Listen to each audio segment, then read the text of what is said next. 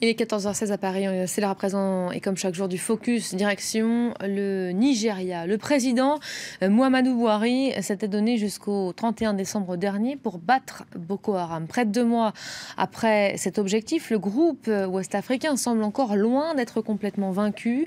Les attaques et les attentats suicides se poursuivent, même si le mouvement semble avoir perdu du terrain. L'armée a effectivement repris le contrôle de 90% du nord-est du territoire, où les populations sont maintenant invitées à rentrer chez elles. Moïse Gomis et Rosie Collier se sont rendus pour France 24 dans l'Adamawa, un état situé le long de la frontière entre le Nigeria et le Cameroun. Vous voyez tout de suite le reportage. Yola, le camp de la cathédrale Santa Teresa. L'an dernier, 2500 déplacés vivaient ici. 850 personnes restent encore sous la protection de l'évêque Stéphane Mamza. Sans garantie de sécurité ailleurs, ces femmes préfèrent vivre dans ce camp, car toutes viennent des 2 dernières villes de l'état de l'Adamawa, encore sous occupation de Boko Haram. Il y a ce comité lancé par le président Muhammadu Buhari, qui est censé être une sorte de plan Marshall pour le développement du Nord-Est. Nous sommes impatients et attendons qu'une action se fasse dans les localités sinistrées ou encore occupées par Boko Haram. L'insurrection a contrôlé jusqu'à 90% du nord-est du Nigeria. Appuyés par une force multinationale, les soldats nigérians ont repoussé Boko Haram hors des villes. Désormais, les militaires sont visibles partout. En fait, on nous fournit en médicaments. On nous a également promis que chaque personne déplacée vivant ici aurait accès au moins à des soins gratuits et tout ce qui va avec. Pourtant, dans ce campement informel, toujours à Yola, les déplacés ne sont pas rassurés. Touraï Kadir dirige une ONG. Elle soutient notamment ces 2 femmes originaires de Goza dans le Borno. Où sont les autres femmes qui font aussi des chapeaux? Je suis sûre que même le chef du camp, c'est sa femme qui lui a fait son chapeau. Pouvez-vous me montrer un chapeau fini? Goza est le fief présumé de Boko Haram. Ces femmes ne peuvent donc pas retourner chez elles. Alors elles vendent des chapeaux. Question de survie. Ce type de chapeau vient du Borno. Elles fabriquent cela parce qu'elles vivent ici. Elles amènent leurs marchandises au marché et vendent aux populations locales. C'est ainsi qu'elles s'assument financièrement et qu'elles aident aussi leurs époux. Nous nous rendons à Hong, à 150 km au nord de Yola. Boko Haram a laissé ses traces, comme ici sur le mur d'enceinte du poste de police. Il faudra du temps et de l'argent pour reconstruire tous ces bâtiments détruits par les insurgés.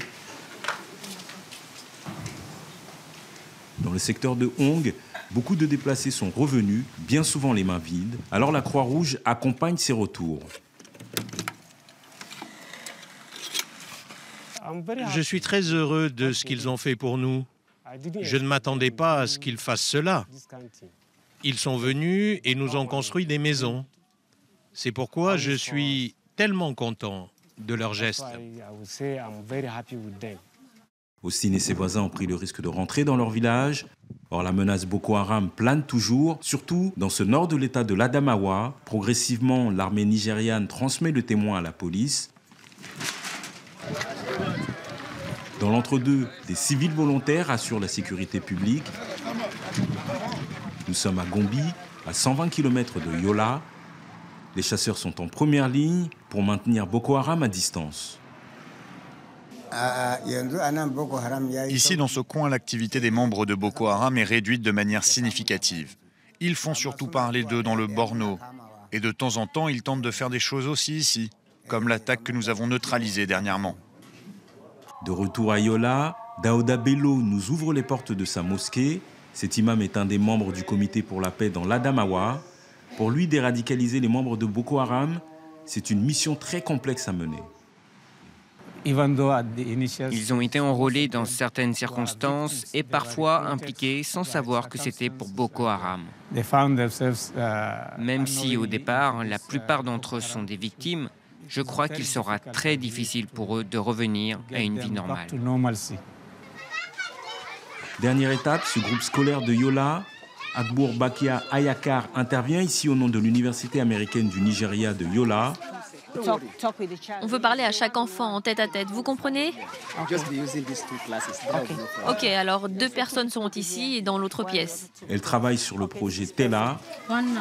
Pour cela, répète après moi. Ox, celui-ci, Gaf, et là, Moon. Maintenant, nous allons le faire l'un après l'autre. Tu vas répéter après moi.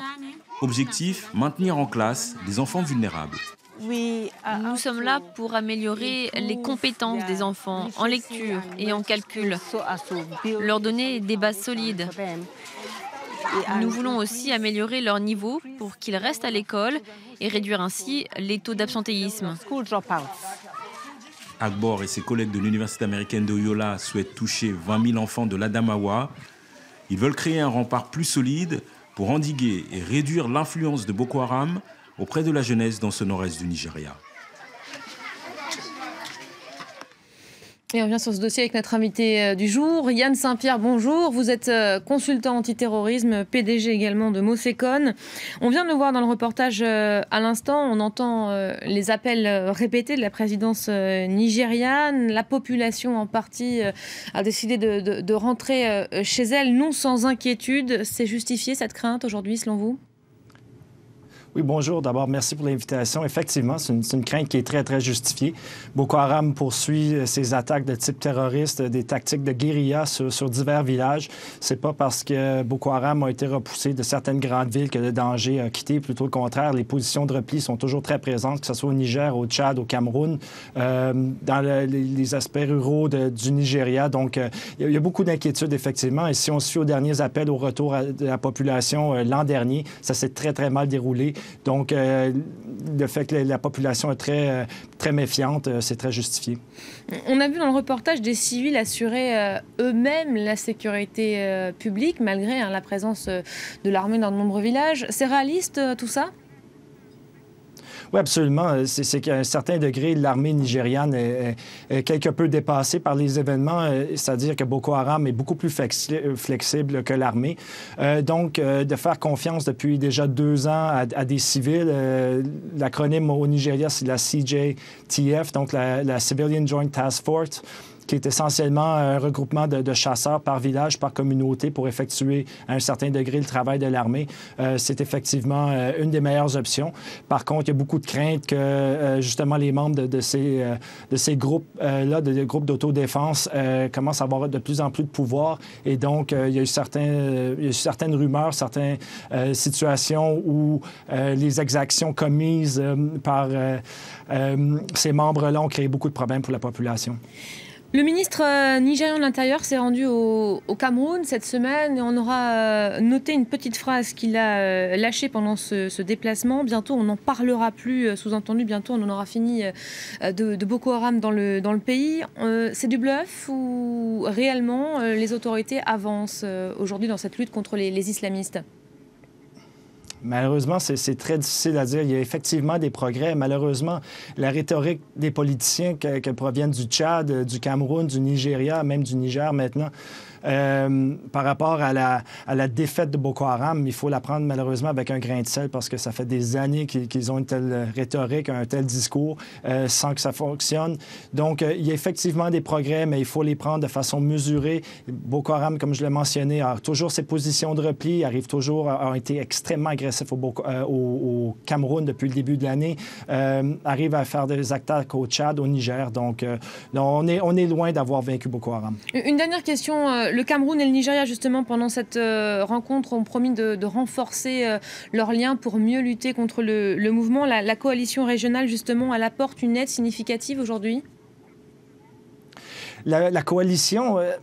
C'est difficile à dire. La coalition, elle a eu extrêmement, beaucoup de succès l'an dernier, particulièrement au printemps. Elle a été très, très efficace. Elle est arrivée à collaborer durant environ 6 semaines. Malheureusement, il y a un certain niveau de dissension à l'interne. Il y a une compétition à l'interne qui obtient quoi, quand, et surtout le facteur nigérian, c'est-à-dire le gouvernement du Nigeria, jusqu'à présent, interdit aux troupes de la MJTF, de la coalition, d'aller très, très profondément au territoire, de poursuivre Boko Haram dans son territoire. Donc, maintenant, il s'agit de savoir s'ils vont vraiment changer ça. C'est toujours pas le cas, malgré le renouvellement de la coalition en juillet. Yann Saint-Pierre, merci beaucoup pour votre éclairage. C'est la fin de ce focus. On marque une courte pause. On se retrouve dans quelques instants pour la suite de Paris Direct. À tout de suite.